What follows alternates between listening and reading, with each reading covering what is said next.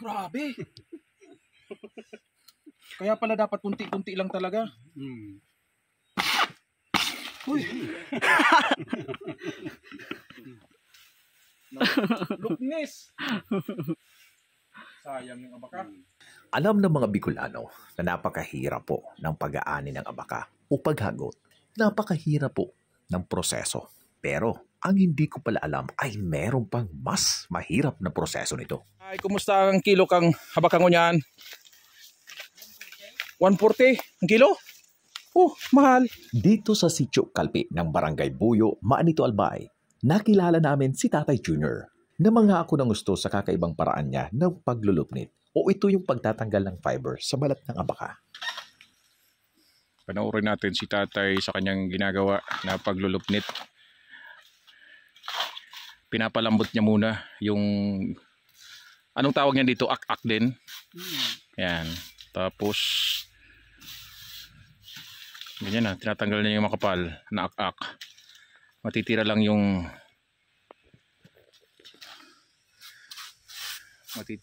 fiber. 'Di ba? Bilis eh. Ganito pala samaan nito. First time ko makakita ng ganyan. Sa amin kasi sa Catanduanes ginagamitan ng lupnit. Catanduanes pa? Sa amin po kasi sa Catanduanes, ganito yung aming pamamaraan. Gumagamit po kami ng matalim na tools na kung tawagin namin ay supnit na siyang pangtanggal namin nung lapnis. Pero ayon mismo kay Tatay Junior, mas madali raw yung prosesong alam namin. Hindi ko kaya ang ginagawa mo, Tay. Ang alam ko lang talaga, lupnit. Nakaupo ka lang. Yan. Tapos ang isang ak-ak na ganyan, pagtatatluhin mo. Sa'yo isa lang eh. Oh. Pero madali ito. Mas madali ba yon kaysa dyan? Sa tingin mo? Hindi ka na mabakbak. Oo, yun naman kasi talaga mahirap niyan. Mabakbak. Mabakbak ka pa. Samantalang yun, inuunti-unti mo na yung pagbakbak. Tanggalin mo yung fiber, then madali ito.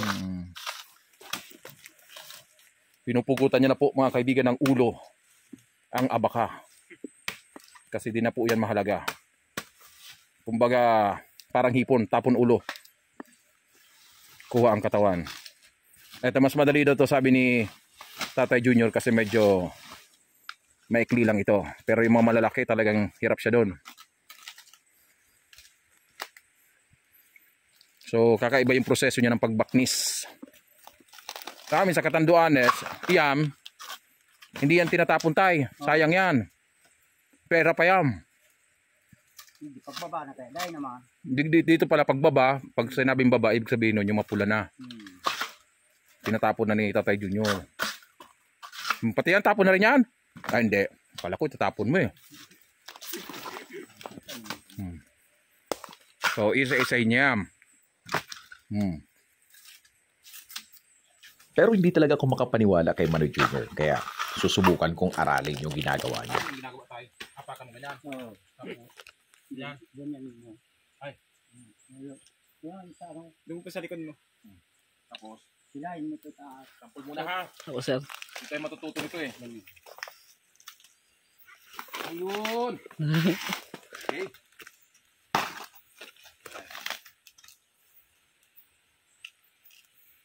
Ganyan.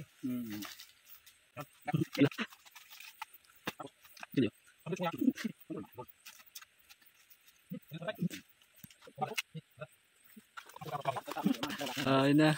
No! May bug! May bug. Minata da. Pero pag sanay na, dahil naman. Nga po. Atong. Dad. Hindi ko kaya itong ginagawa mo, Tay. Madaling tingnan pero ang hirap gawin. Panoorin niyo sa Tatay kung gaano kasimple. Ako nahirapan ako. Pero si Tatay, tingnan niyo kung gaano kasimple sa kanya. Reject.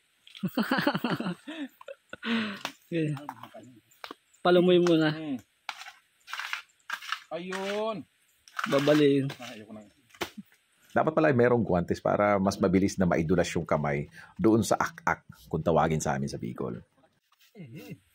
Uy, perfect. Luknis. Sayang yung abaka. Mga Next time kasi okay na. himanat gagal. Pinapakita ko lang sa inyo kung gaano kahirap ang buhay ng mga nag-aabaka ha. Huwag niyo akong tutularan, gaya-gaya. Marami pang tatapusin ng mga puno ng abaka si Tatay Junior, kaya hindi na namin gaanong inabala. Dami niya pang tatrabahuin, no? Ito naman ang puso at bunga ng abaka.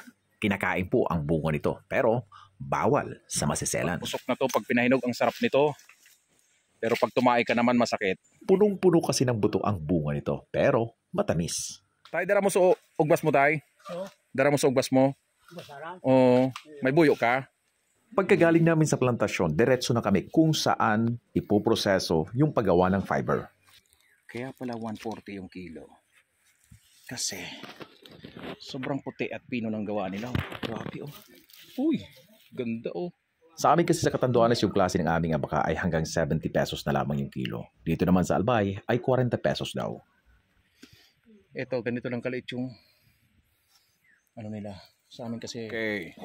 Panoorin natin si Tay Junior. Nang gawa niya kanina. Ayun, pa isa-isa lang. Kaya pala, pinong-pino pala yan. Uy. Masugon pa. Pinasample namin si Tatay Junior at dahil nga pino at maputi yung kanilang abaka, Si Tay Junior. hindi pala dapat lalagyan ng maraming lapnis yung kanilang hagot upang magaan lamang itong hilahin. Okay. Ini ang mga pang-handicraft kaya ini, no? Kaya mahal. Kaya hindi mo manabado. Pa isa-isa lang. Hindi pwedeng damihan. Oras na dinamihan yan. Ayan, at oras naman upang ako ay sumubok. So kaya sa na. So, ito kaya ko lang. Ito na. Okay. Sobrang pino nagawa nila rito. Grabe, ang bigat to. Grabe. Grabe, ang bigat. Grabe. Kaya pala dapat kunti-kunti lang talaga. Uy. May bloopers. Grabe. Sobrang bigat. Kala mo madali lang gawin, no? Pero pag ginawa mo na, mahirap na.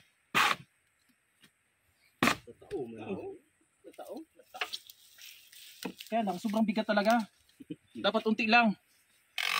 Sa patsyard ha, pero kunti na lang. Ito na lang. Ito kaya to. Kaya ito ano? Kunti lang. O sige, kunti lang. Ito.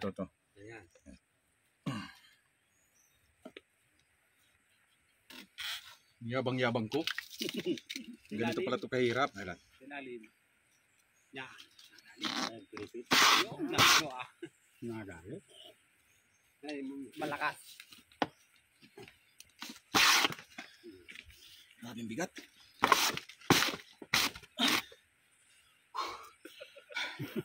Ang maghapon ko nito sigurado. Paltos ang kamay. Paltos ang kamay. Sigurado isang linggong hindi makakabangon.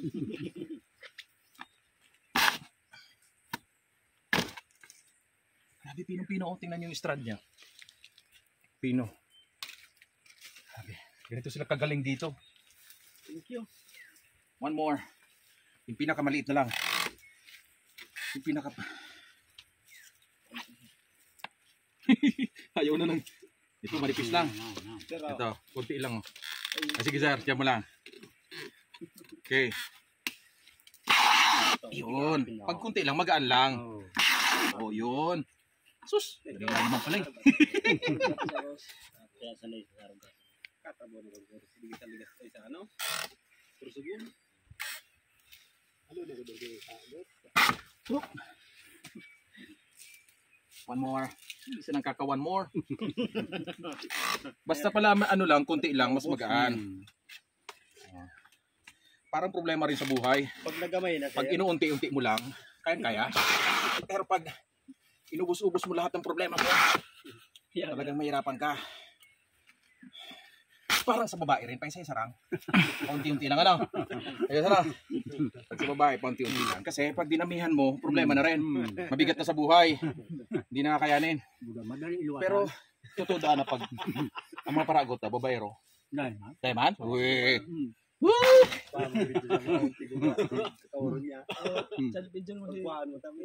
Alright. Thank you. Si Hi George, siya may gawa nito. Pero yung pinakamalakas andun. Sample! Sample! Sample! Wag na sample yung malakas. Sample yung malakas. Ayan, sample. Pangalan? Jeffrey, tirahan. Barangay Boyo. Ilan ang babae? Okay lang. Lakas oh. Dandaan na naman ito. Woo! Panalo. Ayos, ayos. Thank you. Ito naman kasing proseso ng pag-aagot namin sa Catanduanes, pareho rin ng sa First District ng Albay. Mas malaki yung mga strand ng mga fibers na inaagot namin sa Catanduanes, kaya mas magaan. Mas magaan, mas madaling hilahin, mas madaling gawin, pero mas mura. Hindi kagaya ng mga produkto na pinuproduce sa Barangay Buyo, Manito, Albay. Mas mahirap, mas mabigat, pero mas mahal naman. Sa pagtatapos ng ating video, shout out at maraming salamat po kina Jeffrey, kay Tatay Junior, kay Emard Paste at kay Richard Arizapa.